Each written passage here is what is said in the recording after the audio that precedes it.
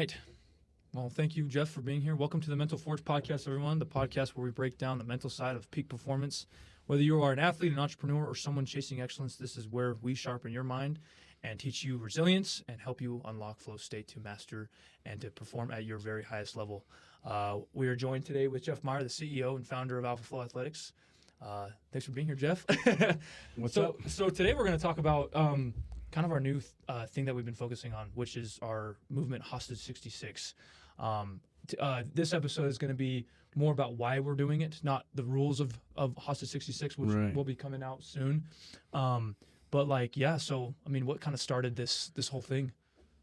Well, over the last, say, probably 8 months, but maybe longer than that, I just really started to notice that most of the athletes that I was working with are struggling with their phones. I mean, it's just it's just an issue. And, I started kind of really thinking about it. And then I remember you did 75 hard. Mm-hmm. And I thought, I wonder if we could make a challenge. It's not per se a physical challenge. It's more of a emotional, mental type challenge. Yeah.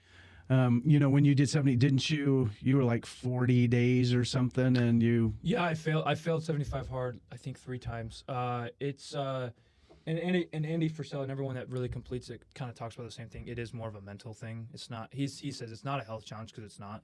And it's just little things that you have to do throughout the day that you think are easy, but then when you start doing them in your day-to-day life, it gets, hard. Because I remember I failed because... Well, the first time I failed was because I didn't finish a gallon of water, and everyone thinks, "Oh, it's just a gallon of water. I can drink that throughout the day." But things happen in your life, and so, this challenge, the Hostage 66, that's kind of what it is, right? There's just little things, but it's more on your phone, right? It's really so. The last 8-9 months, I've really been studying about cell phone use, what it's doing to us, what it's doing to her. And, and it's not new. I mean, everybody knows, but it's a problem with everybody. It's a nuisance. I heard a little story the other day that I thought was pretty funny. It said, okay, say you were, at your job and you're working with a bunch of people. And this was before cell phones, okay? And your boss comes in and they divide you in half. So half of the group and half the other group. Say there are 12 people, 6. And half the group gets to attack their day just like they normally would. The other half of the group say, look, here, I'm going to turn it off. Okay, and so, and it's never ending with me, right. So the other half is you're given a little nuisance. It's this little thing that bings and pings, and just like what happened there. So not a phone, it's like a device. Not a phone, it's a fun little toy type, something like that. And so your boss says, okay, here's the group, here's what you guys need to get done today, okay? And he gives half the group those little boppets, whatever. Those little things are so annoying, right? And one group is looking at the other group. It's like, man, I'm so glad that he didn't give me those distractions. And I thought about that, and it's like, we deal with it every day. I mean, just look what happened. Yeah, right. Right? So we deal with it every day.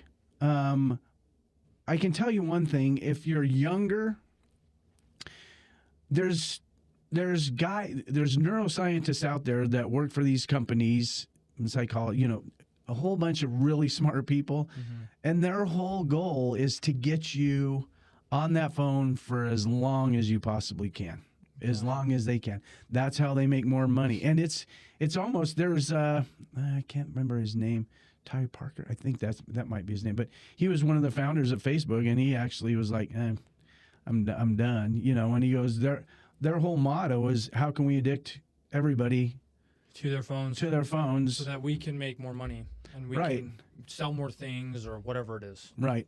And I'm not here to bash because there's a lot of great things. I mean, I could probably run 90% of my business from my phone. Yeah. If I want. So there's really good things. I just am trying. So when I started thinking about this, I thought, man, and when we went out on campus and we were trying to get people to look at us. Yeah. and I was going to give them $100 if they would just look at me and smile, and I couldn't get anybody to do it. Well, I know what I look like, so I could scare people away, but Whatever. but I'm like, I couldn't get anybody to look up. It's because their phone. Now, some of them are studying. I get that. But how many are studying though? yeah, and then becoming distracted all the time. And I just kept thinking to myself, man, this is such a struggle. I had one athlete that called me up, said I'm really struggling with my schedule, with school, all that, and he was a very good student. That wasn't the issue, and so we met at 8:00 at night, and I just asked him. I said, pull out your phone, and he didn't want to. He kind of knew what was going to happen. He knew that you was gonna. Yeah, and so he just I looked at it. It was almost 11 hours that day. Oh wow. And so that time spent on your phone, it's a zero-sum game. If you're on your phone, you're not doing anything else, right? So that's 11 hours that maybe he could have been developing a skill, dealing with his classes. And I told him, I said, look, you're getting away with it now because he's a pretty bright kid, could show up, do fairly well. But I said, it's not sustainable. You keep doing this, you're going to be losing sleep. You're going to, there's going to be a whole cascade of things that are going to happen. And I think youth I think this is a great time because I think they're maybe thinking, I don't want to be on my phone all the time. And there's so many studies out there right now that are just saying we grab our phone to feel more connected, and the more we're on it, the less we feel. Yeah. Right? What was the thing that you were saying yesterday? How many times on average a day does someone pick up their phone? Or just touch their phone? I just read a study. It was 2,600 and something times. Which is crazy to think about, how many, because we don't count in our heads, right? But if you were to ask me to count to 2,000, I probably. Yeah, it would take me a while. Yeah, but I couldn't. Yeah. It would be a long time. So doing that every single day, and that was average, right?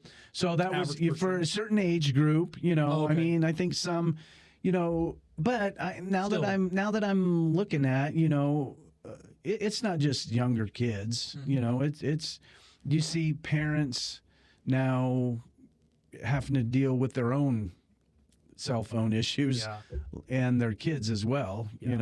I was at a basketball game, just watching, and we went with some friends, and I just noticed that they're there watching somebody and they're on their phone most of the game. Yeah, and I would say that most kids that hang out with each other, like teenagers or just even people, adults even, you were talking about that story that you were with your wife at a restaurant and you looked over at the table and you saw an entire family that was just on their phone.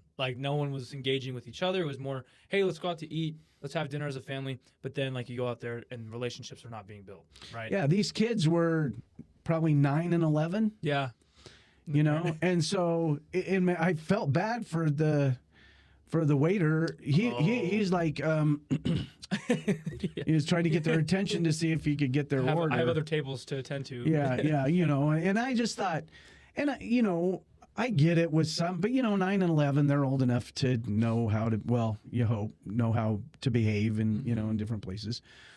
But I'm just like, okay, if they're doing this out in public, it's like, holy mackerel, what is it like at home? Yeah. It's like you're just secluded in your room with your phone. And so I just started really thinking about it. And I thought maybe we could run a free challenge. Yeah. It's not going to cost anything for anybody, 75 hard. Yeah.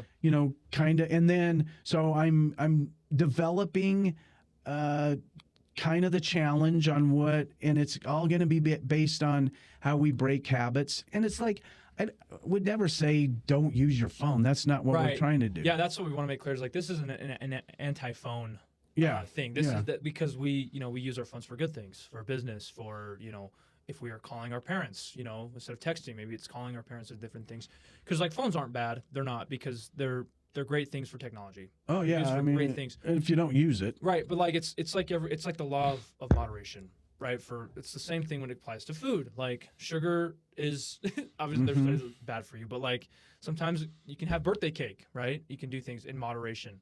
I would say the same thing is for technology, and it's not just cell phones; it's video games, it's Oh. computer. I mean, it's everything. Right? So with young women, it's Instagram, TikTok. That's the Snapchat. Yeah, that kind of stuff. And for young men, it's college. It's all Video games, all those Fortnite. yeah, My Fortnite lovers yeah, out there. Fortnite. And not to say but it's like Moderation. Yeah, when you're a full-time student and you're staying up till 3 a.m. and your class is at 8. Yeah. You got to figure that out. Yep. And the goal is just to give everybody that's going to go through Hostage 66 is to give them the power to deal with it, right? Yeah.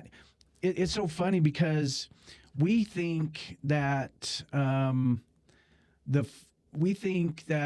we're actually the consumers of the phone.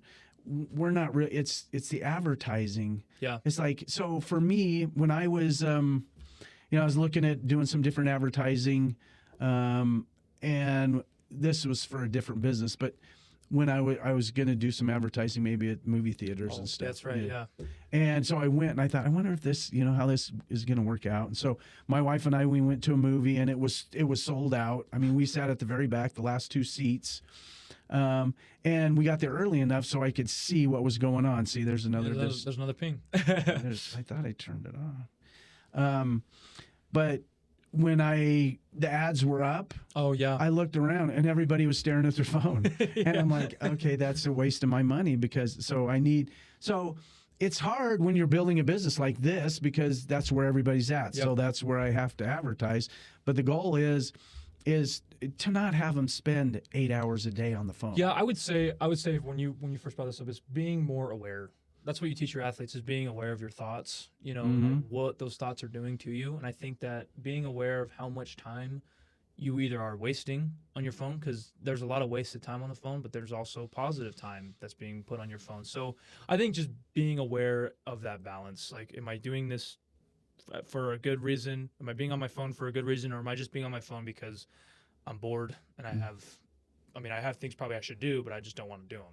Right. Yeah. That's I mean, people get in. A lot of athletes I've talked to, they, one athlete, and this kind of hit me pretty hard. She goes, "I just feel numb after a certain." Oh yeah. And that's not a great feeling to feel numb. Yeah. And so developing that, and and then again, it's like, okay, if we're giving. Okay, so sorry, I'm going to use this. Yeah, I know. But I didn't. I was We're going using it for a positive thing. Yes, I was going to write it down, and then I didn't have time. But so these were some of the average person. So that, and that has anybody from 90 to probably 6 or 7 years old is kind of what they say. So the average of all that is we spend 4 hours and 37 minutes of our time every day on the phone. Now, you think 4 hours, that's a chunk of time, but if you're looking at 20 minutes here, 30 minutes there, then, it's like... We're in a 24-hour period. Yeah, it doesn't seem so much. But when you start looking at the future, it's like, what's really happening? So in a week, that's 1 full day. Oh, wow. And so that's like us doing a podcast for 24 hours. I mean, I can talk for a while, day. but I don't know if I can talk for that long. Yeah, yeah. And maybe we'll have see who can hold the Guinness World Book of Record for the longest podcast. And then if you look at that, if you go out further, that's 6 days in 1 month. So basically a full week. Yeah, full work week. Yeah. And then it's 70 days a year. And I'm like, 30, 60, that's over 2 months of your time sitting in front of your phone. Now, sometimes you're accomplishing things, but if you were to really look at it, we're mostly creatures of a habit where we just grab it. Oh, it's such a... And it's like, okay. And then, the scrolling is endless for a reason. Yeah. So, and so I started really thinking about it, and the more I thought about it, and I really thought, man, if we could maybe start a little movement of kids saying, you know what, I'm not going to let them take advantage of me anymore. I'm going to have power. I'm going to use it to my benefit and not let them use me. Right. Because you pay You know? for your phone, you pay for your phone bill. So like in reality, you own that phone. But in reality, right now, our phones own us because they own our time. And that's, Mm-hmm. I mean, the biggest things that from studies from entrepreneurs and business owners, they say that their time is more valuable than their money, right? Because if you have time and you can spend your time doing things that are of worth, then you're going to accomplish a lot more. But if you're allowing your time to be wasted on things, then you're just not. I mean, you've been a business owner for forever, so I guess how important is your time? Well, I know. I mean, it equals everything. I mean, if you really look at it, your attention, so your Yeah. time with attention is your life. Whatever you put your attention on, that's your life. And so, do we want to spend 8 hours a day of our attention on our phone? That's our life. It's like, what are you now? It happens. There's people out there making great money off of social media and stuff like that. It's a lot rarer than what we think it is. But it's like, is that the life you want to have? It might be, it might not be. But, when I'm with athletes, you look at it and it just becomes, for me, if you want to develop great habits and stuff like that, man, you just can't be on your phone 8 hours a day. Yeah. You can barely be on 4. That's 4 hours is a lot of time. Yeah.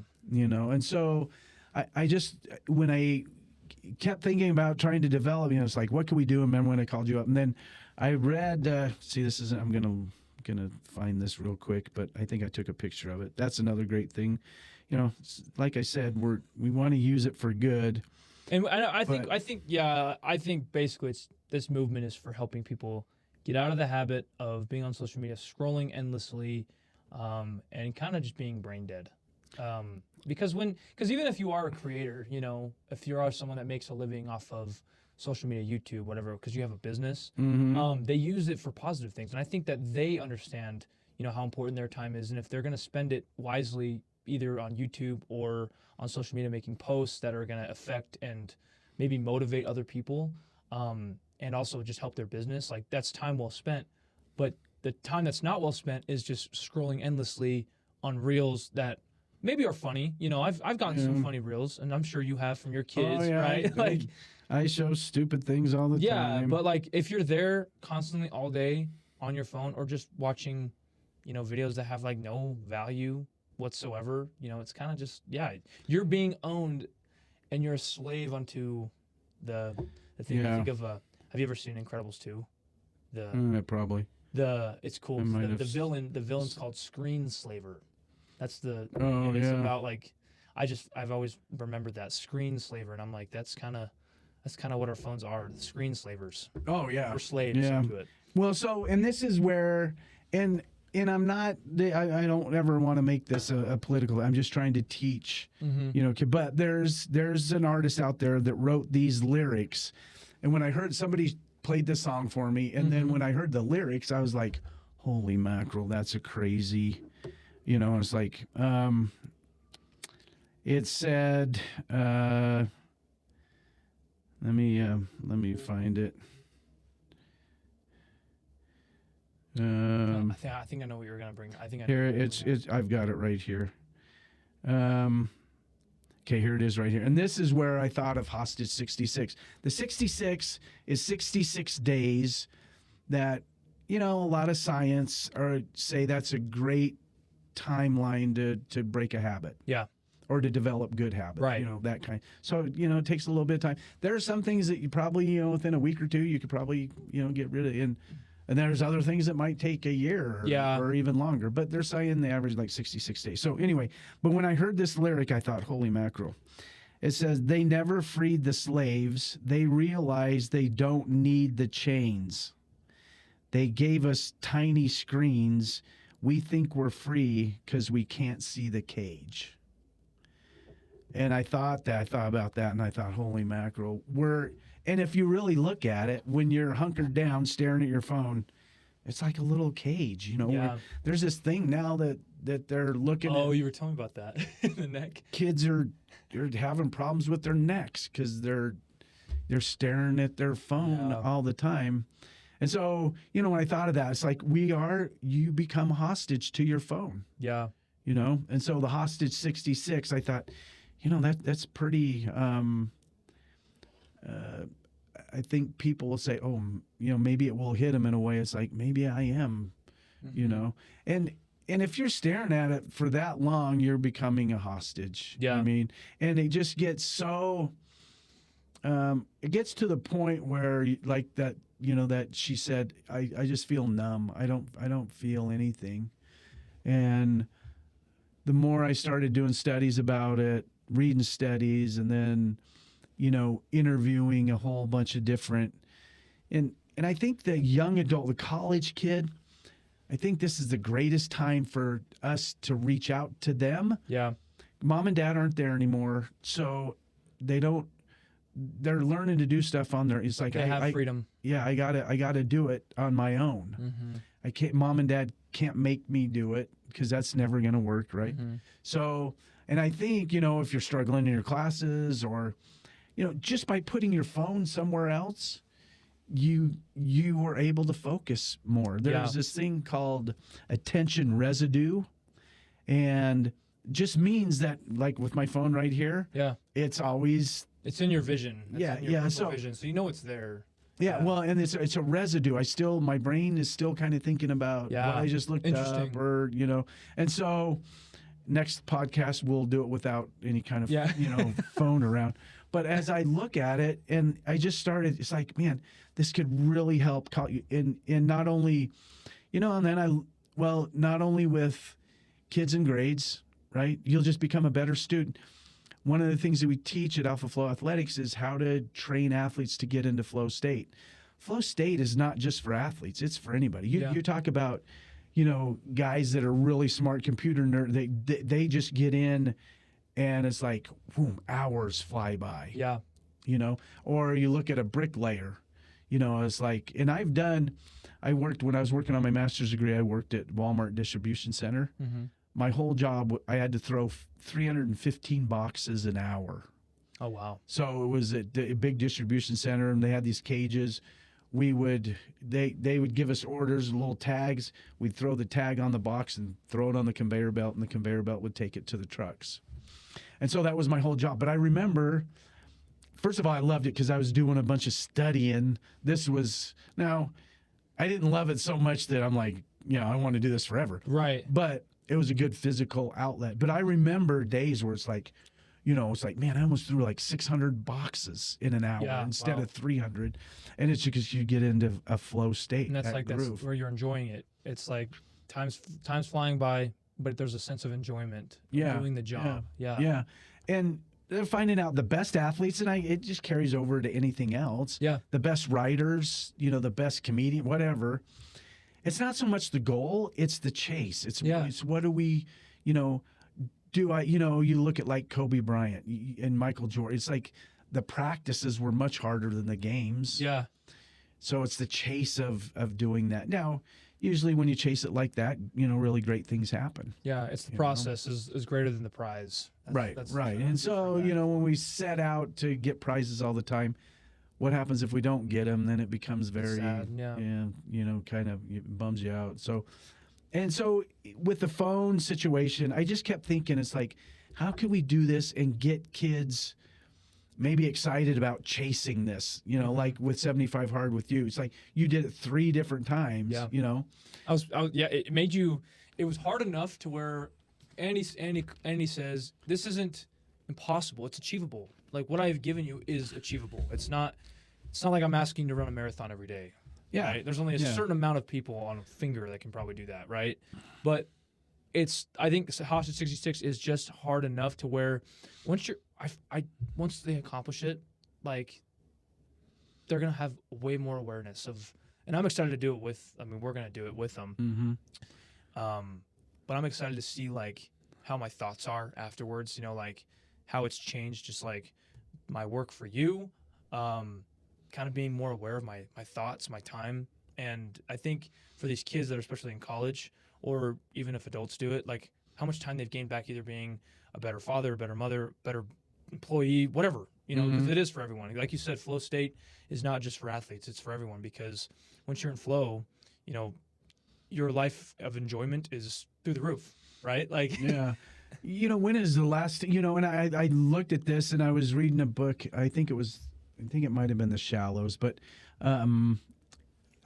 they were talking about, you know, when I was going to college, there was mainframes, right? There was no PC, you know, the computer was like this big. So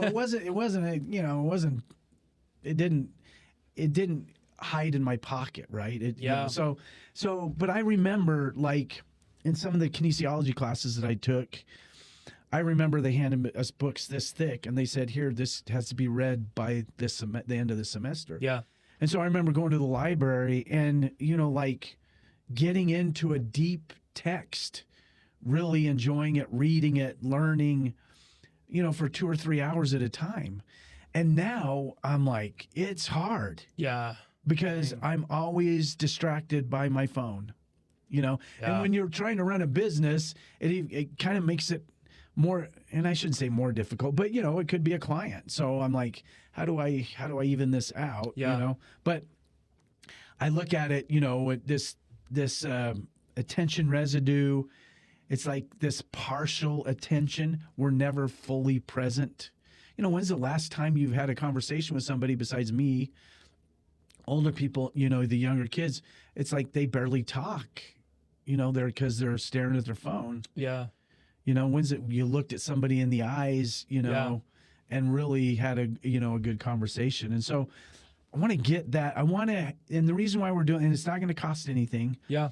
Which is great because then everyone can do it. Yeah, and that's what we want. It's like, I'm doing it so that we can train you to have power so that you can go out and accomplish anything you want to accomplish. I tell my athletes all the time, if you're able to figure out what to ignore, that's probably more important right now, what to ignore, and then to really focus, you're going to blow by the competition because everybody else is distracted. Yeah. That neuroscience, I was in a conference, you know, a couple weeks ago, and a neuroscientist commented that he believes that our attention is like confetti.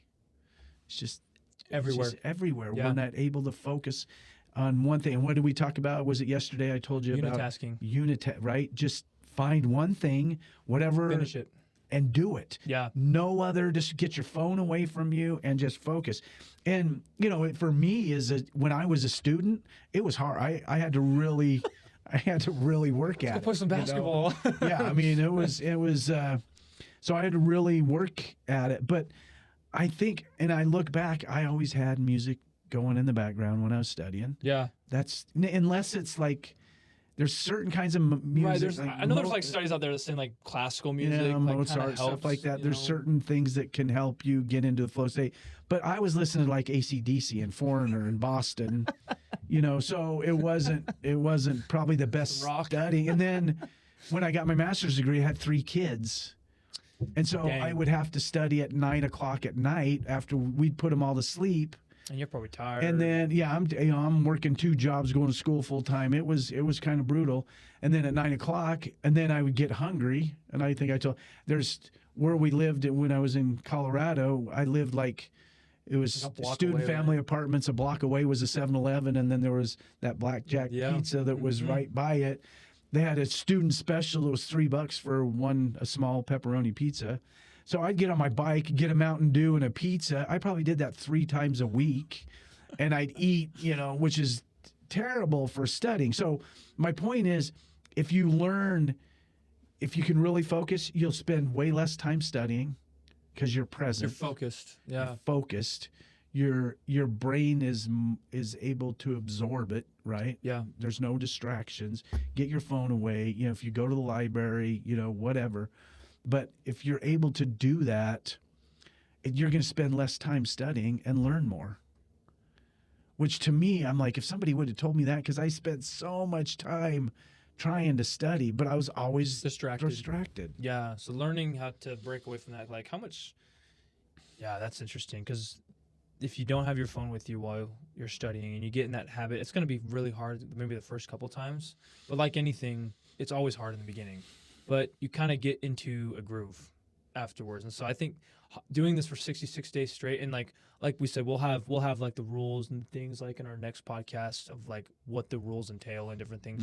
And the great thing about it is it's free, and this is for people, everyone. Obviously, it's for everyone, but like people that really want to get better at this thing, which should be everyone, because when you can take back your time, you're gonna get a lot more done. Doesn't matter who you are, student, parent, employee, whatever. Like, it doesn't matter. I really think, and I've been starting to do stuff. You know, I just showed Right, you you just showed me the grayscale. The grayscale. Put my, you know, that's one of the things that will.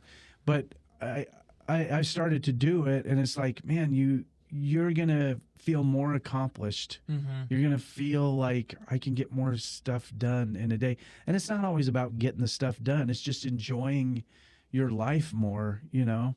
And it's like, you know, just sitting there, and brain dead, scrolling, trying to. Because I'll ask you this, because I know there's studies, and I know you've talked about these before with me, where so if I'm sitting here, I'm studying, let's say like history, like for school, I get a ping on a phone. I go to my phone. How long does it take for the brain to kind of get refocus on that? Is it like 15 minutes or something? It could. They say, you know, there's studies out there that say 15 to 20 minutes, but your phone's still there, right? Though, so, and you're still connected to it. What was that called again? So they call it partial residue. There's a residue. There's something left behind. Yeah.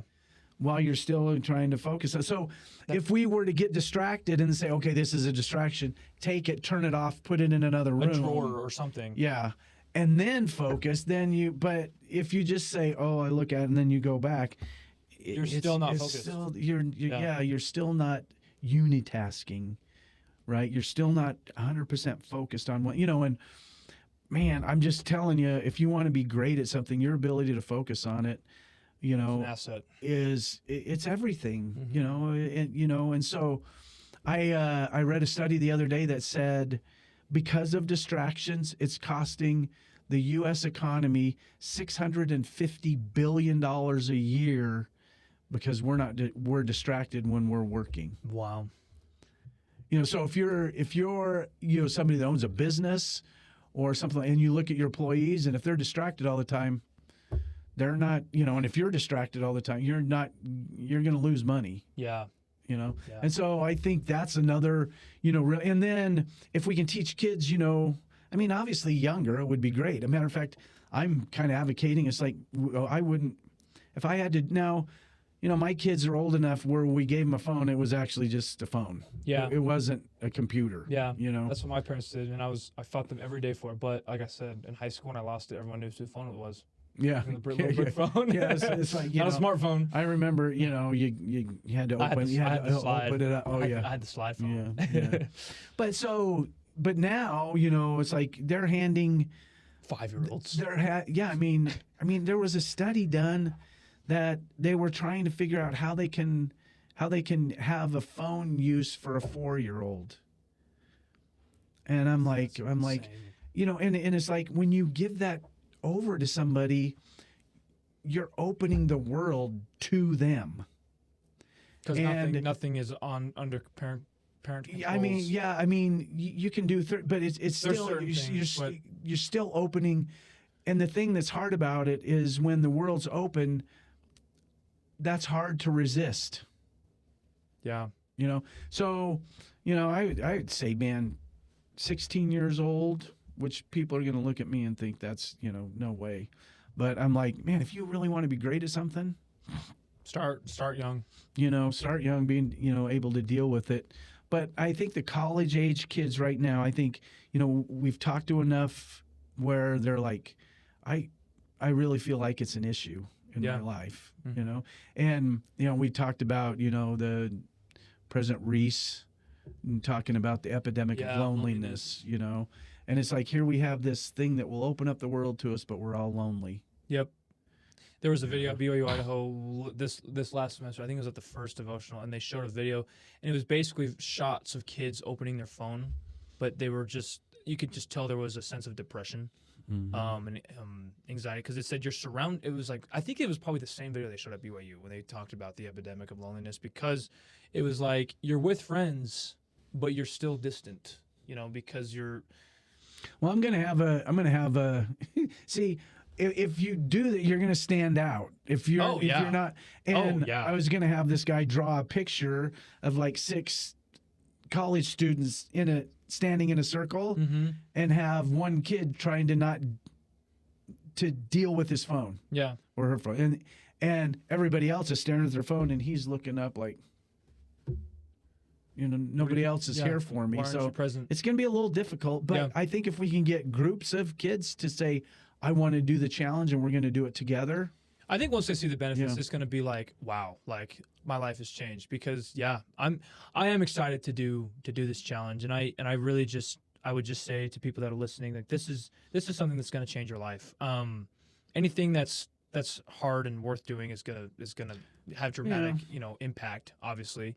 And this is not impossible. This is so achievable. Oh yeah, it's so achievable. Like everyone can do this. If you look, 20 years ago, it was everybody's life. Right. Yeah. So everyone that grew up in the 80s and 90s, this was your life. So just come back to it. Come back to that it's life. Like, I remember when my parents got, I think it was a 15-foot cord. Absolutely. To the phone, so I could lay on my siblings and I could lay on the couch and talk to people. Yeah. Yeah. And how many people do that anymore? And I remember when my kids started texting me, it's like, I hate texting. Don't text me, just call me. It's easier. Yeah. But now, pet peeve of mine was when someone texts you and they're in the same house. Like you're in the same house as them and they text you. Like that's get up and come talk to me. It's like so, don't do that. Yeah. So there's a lot of, but and like I said, I want it to be something that's challenging. Yep. That will hopefully develop great habits. Though they might not think it's fun. They might. It's a challenge. Yeah. Just so that the next 20 years you're not spending 5 years of your life on the phone. Right. Yeah. So, no, we're excited and definitely pumped for Hostage 66, and we'll have all the rules and regulations up pretty soon once we have that PDF up. Go ahead, and if you want to, I'll drop the link in this video in the show notes of our website, hostage66.com.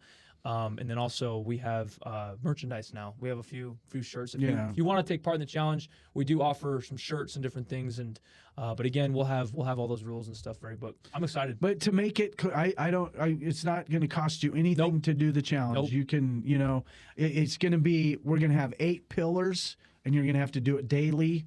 If you mess up, then you start all over again, and you do it for 66 days. And, when I've done something, well, look at what you've done with your fast, the 75 hard.